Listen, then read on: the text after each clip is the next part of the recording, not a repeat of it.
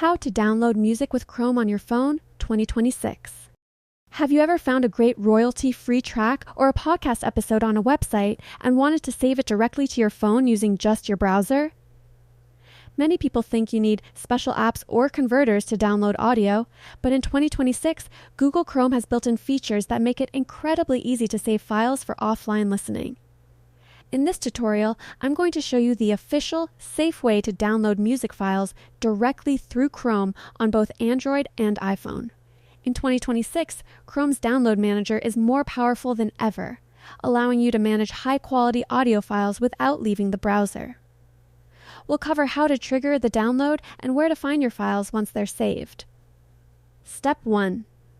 Open Google Chrome and navigate to a legitimate music sharing site, such as Free Music Archive, or a creator's official website. Make sure you have permission to download the track. Step 2. Locate the audio player on the web page. Instead of just tapping play, look for a download button or a three-dot menu icon on the player itself.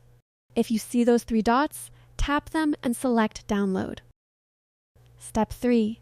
If there is no dedicated button, use the long press method. Find the direct link to the audio file, often labeled as MP3 or download link, press and hold your finger on it for 2 seconds, and select download link from the pop-up menu. Step 4. Watch for the download notification at the top of your screen.